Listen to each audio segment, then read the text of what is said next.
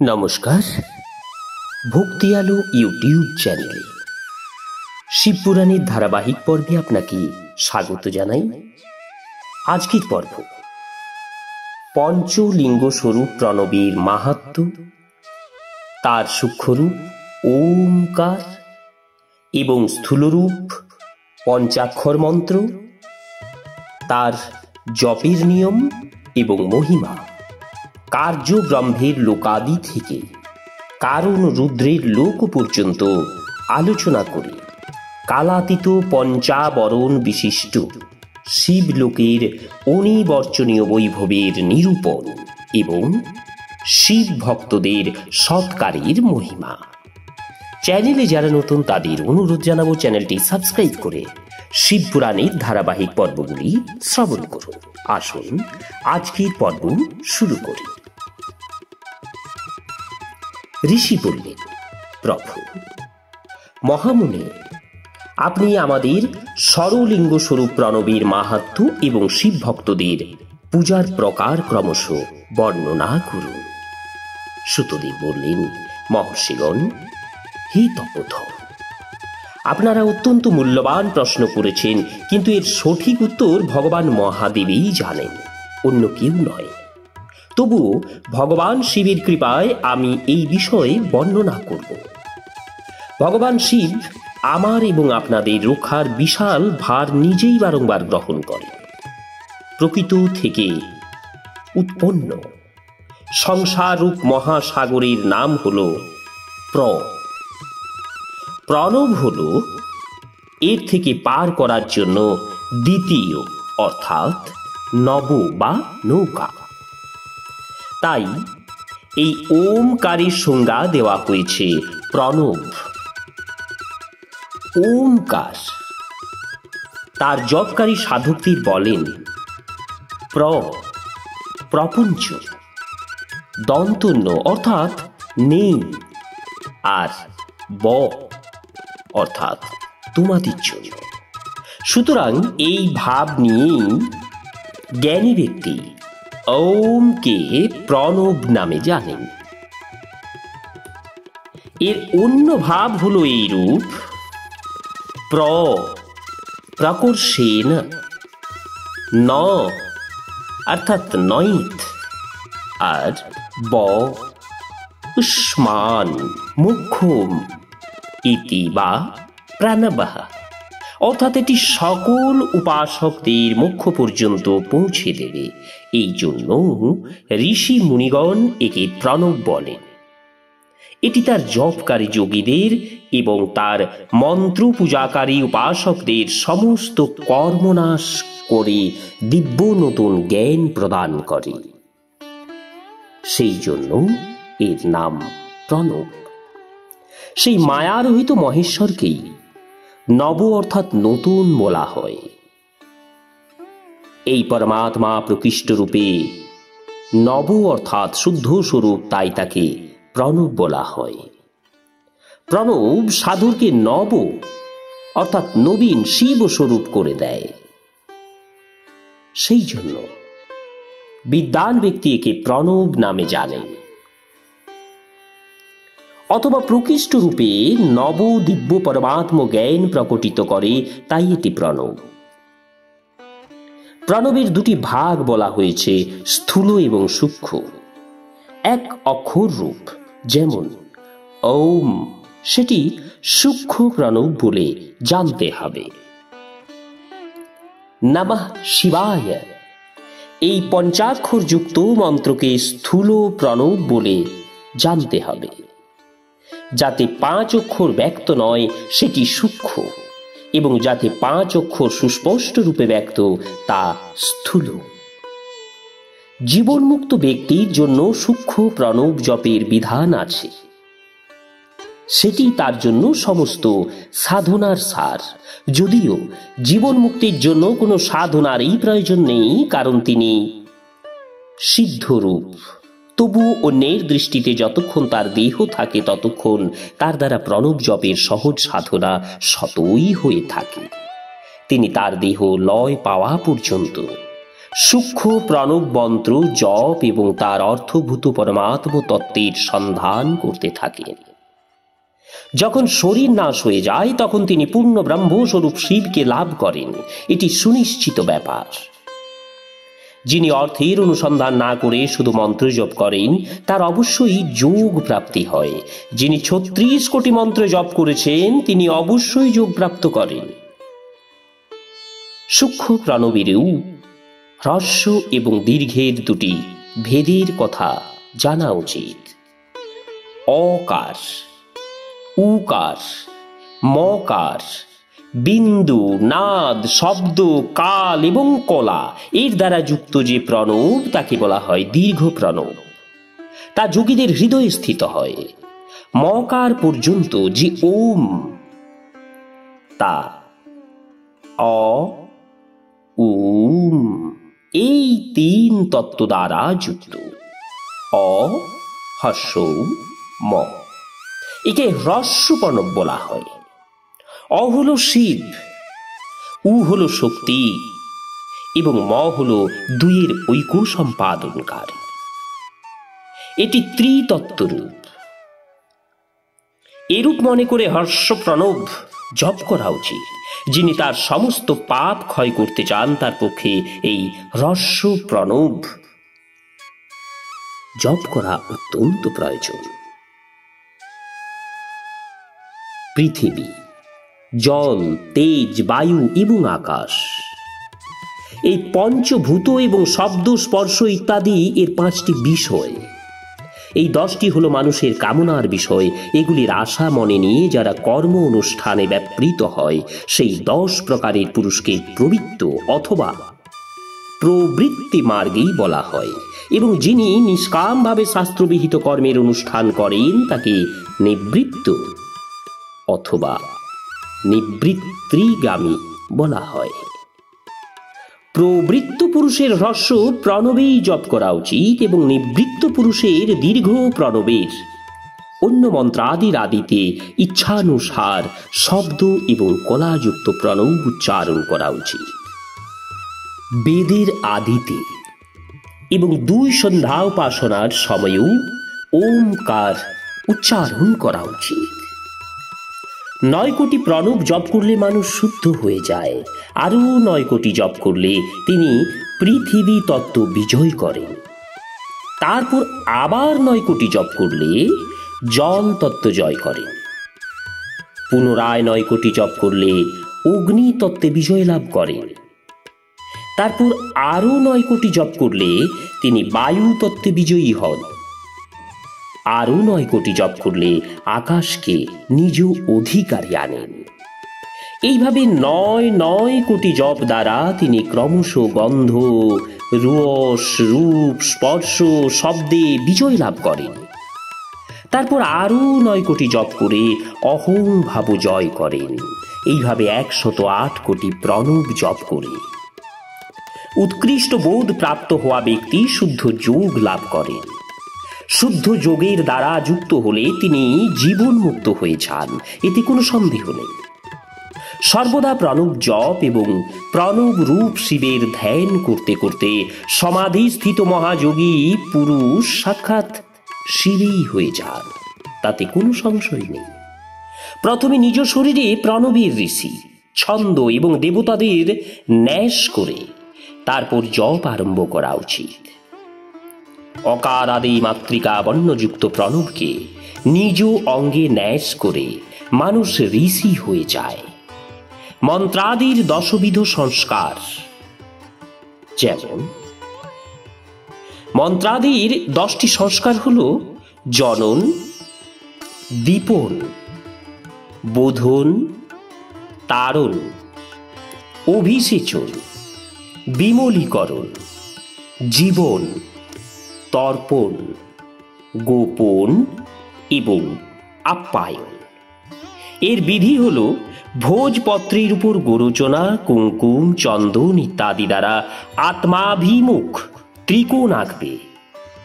পরে ৩ কোণে ৬টি করে সমান রেখা টানবে। তাতে ৪৯টি ত্রিকোণ কোষ্ঠ হবে। তাতে ঈশান কোণে মাতৃকা অক্ষর লিখে দেবতাদের আবাহন বা পূজা করে মন্ত্রের এক একটি বর্ণ উচ্চারণ করে পৃথক পত্রে লিখবে। এটি করলে জনন নামক প্রথম সংস্কার হবে।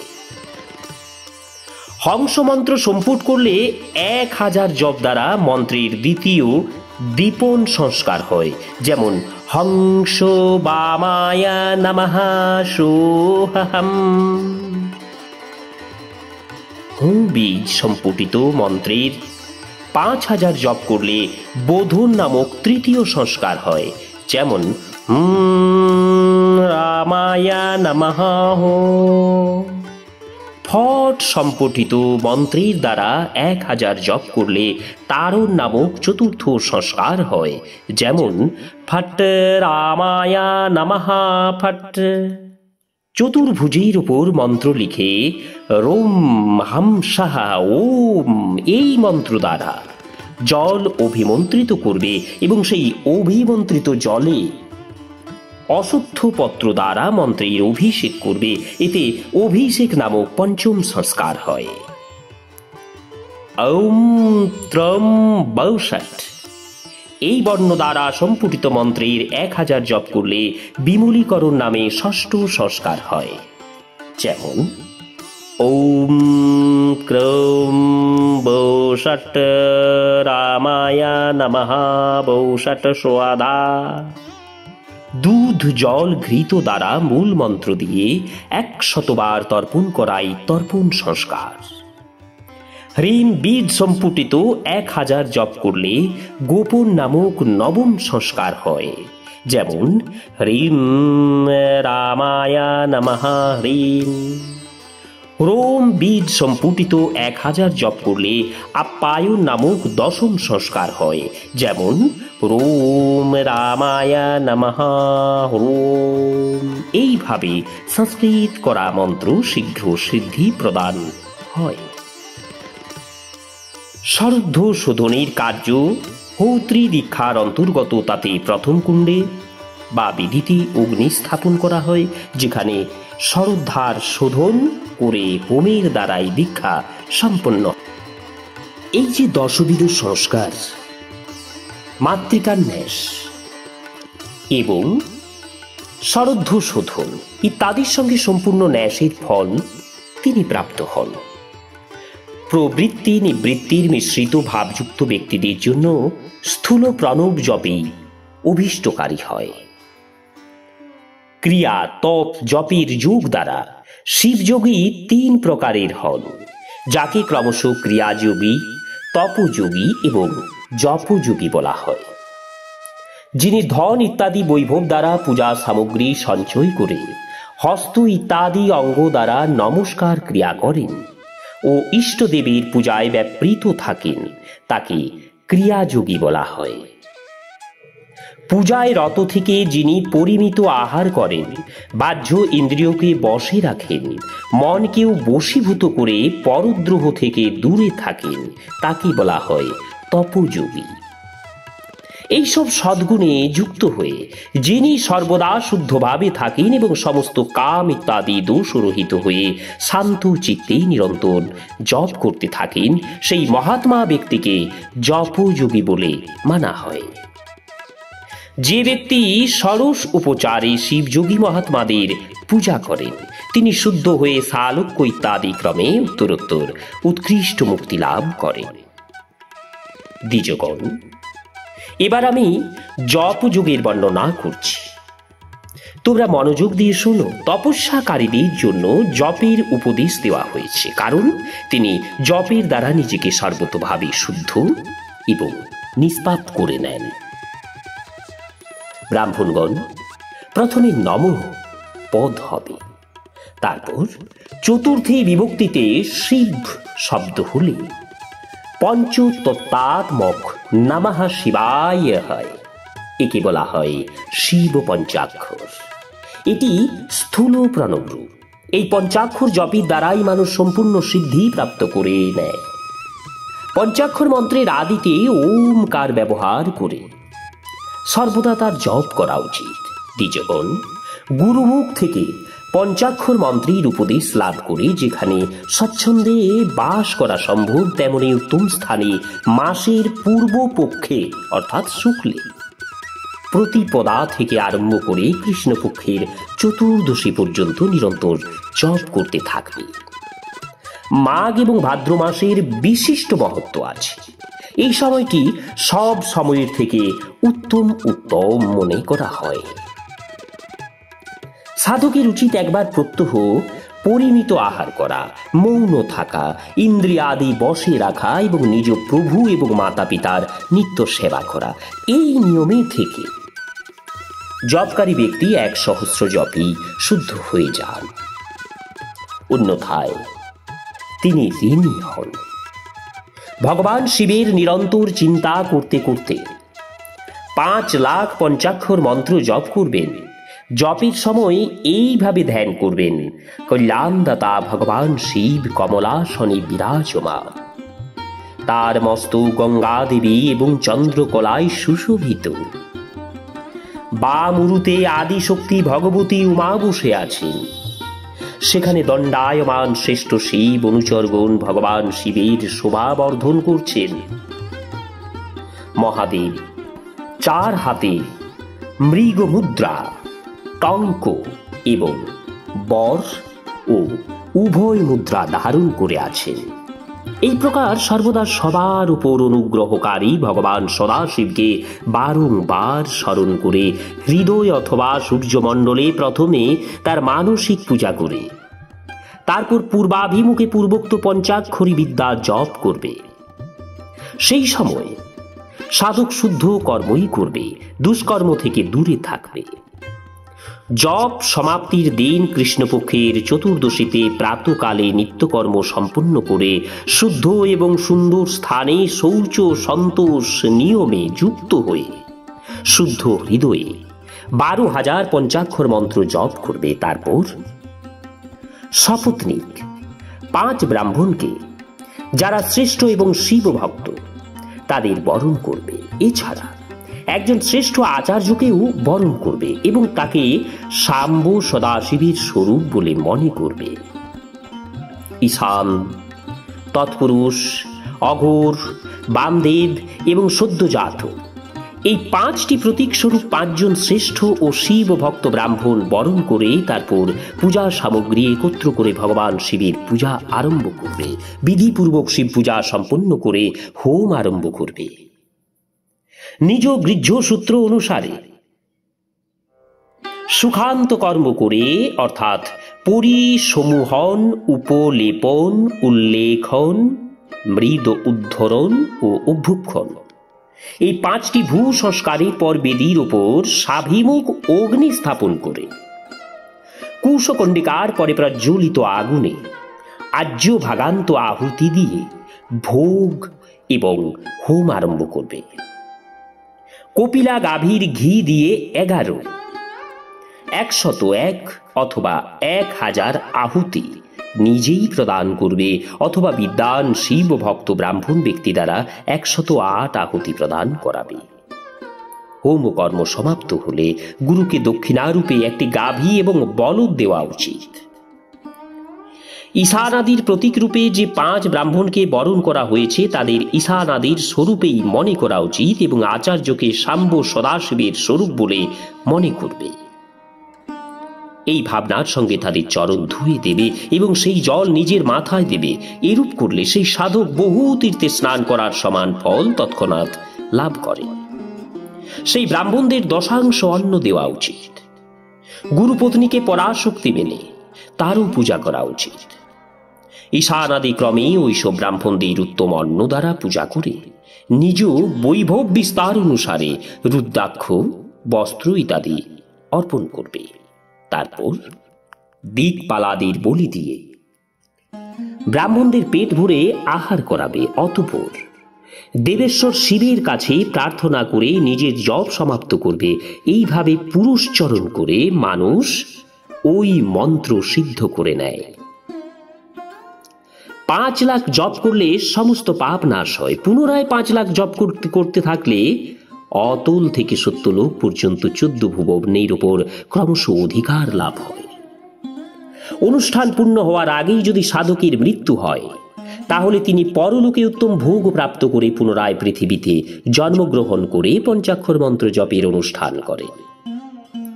সমস্ত লোকের ঐশ্বর্য লাভের পর সেই মন্ত্র সিদ্ধকারী পুরুষ যদি পুনরায় 5 লক্ষ জপ করেন, তবে তিনি ব্রহ্মার সামীপ্য লাভ করেন। পুনরায় 5 লক্ষ জপ করলে সারূপ্য নামক ঐশ্বর্য প্রাপ্ত হন, আর 100 লক্ষ জপ করলে তিনি সাক্ষাৎ ব্রহ্মার সমান হয়ে যান। এইরূপ কার্য ব্রহ্মের হিরণ্যগর্ভের সাযুজ্য লাভ করি তিনি ব্রহ্মার প্রলয় হওয়া পর্যন্ত লোকে প্রচুর ভোগ উপভোগ করেন। তারপর অন্য কল্প আরম্ভ হলে তিনি ব্রহ্মার পুত্র হন। সেই সময় পুনরায় তপস্যা করে দিব্য তেজে প্রকাশিত হয়ে তিনি ক্রমশ মুক্ত হয়ে যান। পৃথিবী ইত্যাদি কার্যস্বরূপ তত্ত্ব দ্বারা পাতাল থেকে সত্যলোক পর্যন্ত ব্রহ্মার 14 লোক নির্মিত হয়েছে। সেটি ভগবান বিষ্ণুর লোক। ক্ষমালোক থেকে উপরে সূচিলোক এই পর্যন্ত 28 ভুবন অবস্থিত। সূচিলোকের অন্তর্গত কৈলাসে প্রাণীদের সংহারকারক রুদ্রদেব বিরাজমান। সূচিলোক থেকে ওপরে অহিংসালোক পর্যন্ত 56 ভুবন অবস্থিত।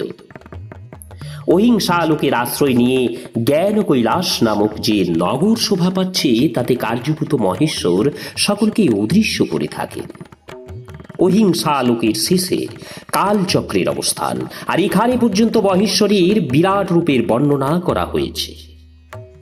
লোকাদের তিরোধান বা লয় এখান পর্যন্তই হয়ে উপরে জ্ঞানের ভোগ, এর থেকে নিচে কর্মাদির ভোগ, আর এর থেকে উপরে জ্ঞানের ভোগ। তার নিচে কর্মমায়া, আর এর উপরে জ্ঞান মায়া। এবার আমি কর্মমায়া এবং জ্ঞান মায়ার তাৎপর্য বলছি। মা কথার অর্থ হল লক্ষ্মী। তার দ্বারা কর্মভোগ প্রাপ্ত হয়, তাই তাকে মায়া অর্থাৎ কর্মমায়া বলা হয়। তেমনি মা অর্থাৎ লক্ষ্মী দ্বারা জ্ঞান ভোগ হয়, তাই তাকে মায়া বা জ্ঞান মায়া বলা হয়। উপরোক্ত সীমার নিচে নশ্বর ভোগ এবং উপরে নিত্য ভোগ, তার নিচেই তিরোধান অথবা লয়, উপরে নয়। তার থেকে নিচেই কর্মময় পাশ দ্বারা বন্ধন হয়ে থাকে, উপরে বন্ধনের সর্বতভাবেই অভাব। তার থেকে নিচেই জীব সকাম কর্ম অনুসরণ করে বিভিন্ন লোকের জন্ম আবর্তিত হয়। তার উপরের লোকেই নিষ্কাম কর্মের ভোগ বলা হয়। বিন্দু পূজার তৎপর থাকা উপাসক, তার থেকে নিচের লোকেই ঘুরে থাকে। নিষ্কামভাবে শিবলিঙ্গ পূজনকারী উপাসকগণেই ঊর্ধ্বে গমন করেন। যিনি একমাত্র শিবের উপাসনাতেই তৎপর, তিনি তার থেকেও উপরের লোকে গমন করেন। এর থেকে নিচে জীবকোটি এবং উপরে ঈশ্বর কোটি। নিচে সংসারী জীব থাকেন, উপরে মুক্ত পুরুষ। নিচে কর্মলোক, উপরে জ্ঞান লোক। উপরে মদ এবং অহংকার নাশকারী নম্রতা, সেখানে জন্মজনিত তিরোধান নেই, সেটি নিবারণ না করে কারো সেখানে প্রবেশ সম্ভব নয়। এইভাবে তিরোধান নিবারণ করায় সেখানে জ্ঞান শব্দের অর্থই প্রকাশিত হয়। আধিভৌতিক পূজনকারী ব্যক্তি তার নিচের লোকে পরিভ্রমণ করে। যারা আধ্যাত্মিক উপাসনা করেন তারাই এর ঊর্ধ্বে গমন করেন। যিনি সত্য, অহিংসা ইত্যাদি ধর্মযুক্ত ভগবান শিবের পূজায় তৎপর থাকেন, তিনি কালচক্র পার করে যান। আর কালচক্রেশ্বরের সীমা পর্যন্ত যে বিরাট মহেশ্বর লোকের কথা বলা হয়েছে, তার উপরে বৃষভের আকারে ধর্মের অবস্থান। সেটি ব্রহ্মচর্যের মূর্তিমান রূপ। সত্য, শৌচ, অহিংসা এবং দয়া, তার এই 4 পাদ। এটি সাক্ষাৎ শিবলোকের দ্বারে দণ্ডায়মান। ক্ষমা তার সিং, সম হল তার কান, তিনি বেদধ্বনি রূপ শব্দ দ্বারা বিভূষিত। আস্তিকতা তার 2 চক্ষু, বিশ্বাসেই তার শ্রেষ্ঠ বুদ্ধি এবং মন। ক্রিয়া ইত্যাদি ধর্মরূপী যে বৃষভ, তিনি কারণাদিতে অবস্থিত বলে জানা উচিত। আর সেই ক্রিয়ারূপ বৃষভাকার ধর্মের উপর কালাতীত শিব আরূঢ় হন। ব্রহ্মা বিষ্ণু মহেশ্বরের যা নিজ নিজ আয়ু, তাকে দিন বলা হয়। যেখানে ধর্মরূপী বৃষভ অবস্থান করে তার উপরে দিনও নেই আর রাত্রিও নেই, সেখানে জন্ম মৃত্যুও নেই। পুনঃ সেখান থেকে কারণ স্বরূপ ব্রহ্মার ও কারণ সত্যলোক পর্যন্ত 14 লোক অবস্থিত, যা পাঞ্চভৌতিক গন্ধাদির অতীত। তার অবস্থান সনাতন, সূক্ষ্ম গন্ধই তার স্বরূপ। তার উপরে আবার কারণ রূপ বিষ্ণুর 14 লোক অবস্থিত। তার উপরে আবার কারণ রূপ রুদ্রের 28 লোকের অবস্থান মানা হয়েছে। আবার তার উপরে কারণে শিবের 56 লোক বিদ্যমান। তারপর শিব সম্মত ব্রহ্মচর্য লোক এবং সেখানে 5 আবরণযুক্ত জ্ঞানময় কৈলাস, যেখানে পঞ্চমণ্ডল, পঞ্চব্রহ্মকলা এবং আদি শক্তি দ্বারা সংযুক্ত আদিলিঙ্গ প্রতিষ্ঠিত। তাকে পরমাত্মা শিবের শিবালয় বলা হয়েছে। পরাশক্তিযুক্ত পরমেশ্বর শিব সেখানেই নিবাস করেন। তিনি সৃষ্টি, পালন, সংহার এবং তিরোভাব এবং অনুগ্রহ এই 5 কৃত্যে অভিজ্ঞ। তার শ্রী বিগ্রহ সচ্চিদানন্দ ঘনস্বরূপ। তিনি সর্বদা ধ্যান রূপ ধর্মে অবস্থান করেন এবং সর্বদা সকলকে অনুগ্রহ করেন। তিনি সাতমারাম এবং সমাধিরূপ আসনে আসীন হয়ে নিত্য বিরাজ করেন। কর্ম এবং ধ্যানাদির অনুষ্ঠান করলে সাধন পথে ক্রমশ এগিয়ে গেলে তার দর্শন সম্ভব। নিত্য নৈমিত্তিক কর্ম দ্বারা দেবতাদের যজন করলে ভগবান শিবের আরাধনা কর্মে মন নিবিষ্ট হয়। ক্রিয়া ইত্যাদি শিব সম্বন্ধীয় যেসব কর্ম, তার দ্বারা শিবজ্ঞান সিদ্ধ করবে। যারা শিব তত্ত্বকে সাক্ষাৎ করেছেন অথবা যাদের উপর শিবের কৃপা দৃষ্টি পড়েছে, তারা যে মুক্ত হয়েছেন তাতে কোনো সংশয় নেই। আত্মস্বরূপে যে স্থিতি, তাকে বলা হয় মুক্তি। একমাত্র নিজ আত্মাতে রমণ এবং আনন্দ অনুভব করাই মুক্তির স্বরূপ। যে ব্যক্তি ক্রিয়া, তপ, জপ, জ্ঞান এবং ধ্যান রূপ ধর্মে সঠিকভাবে অবস্থিত, তিনি শিবের সাক্ষাৎকার করে সাতমারামত্ববোধ মোক্ষকেও প্রাপ্ত করে থাকেন। সূর্যদেব যেমন তার কিরণ দ্বারা অশুদ্ধি দূর করেন, তেমনি কৃপাকুশল ভগবান শিব তার ভক্তের অজ্ঞতা দূর করেন। অজ্ঞতা নিবৃত হলে শিবজ্ঞান স্বতই প্রকাশিত হয়। শিবজ্ঞান দ্বারা নিজের বিশুদ্ধ স্বরূপ আত্মারামত্ব প্রাপ্ত হয় এবং আত্মারামত্বের সম্মুখ সিদ্ধি হলে মানুষ কৃতকৃত্য হয়ে যায়। এইভাবে এখানে যা কিছু বলা হলো তা আমি প্রথমে গুরু পরম্পরা থেকে লাভ করেছি। পুনরায় আমি নন্দীশ্বরের কাছ থেকে এই বিষয় শুনেছি।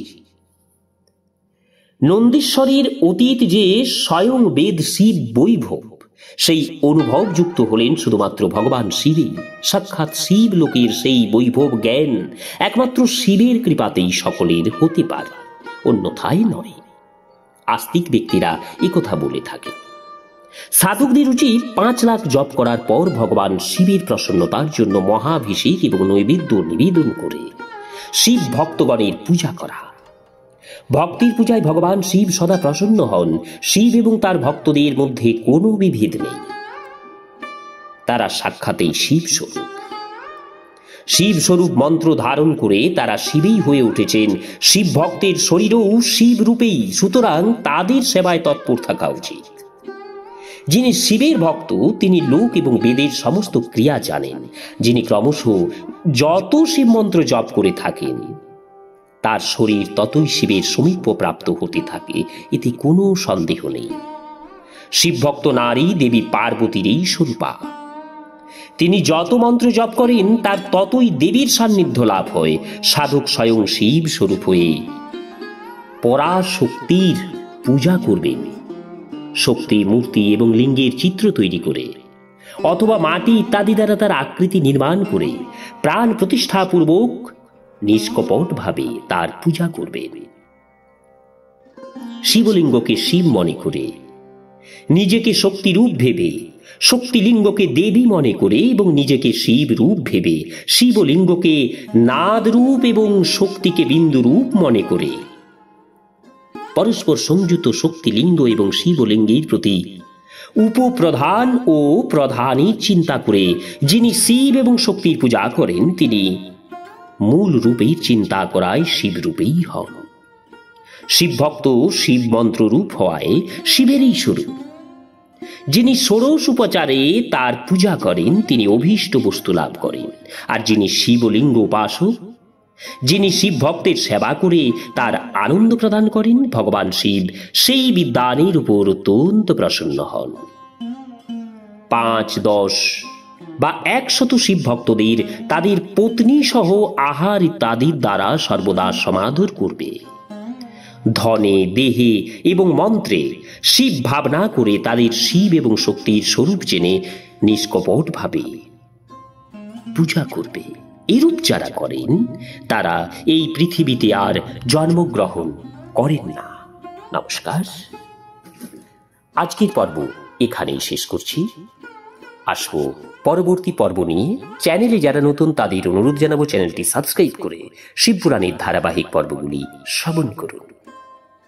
ওম নমঃ শিবায়।